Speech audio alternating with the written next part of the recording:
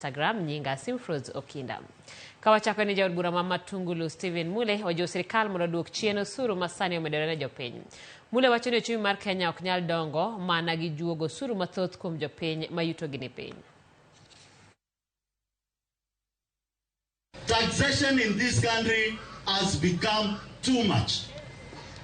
As we speak right now, any owner of barber shop, beauty shop, parlor, they are being requested to submit VAT, 16% VAT on every job they do. Besides VAT, the owners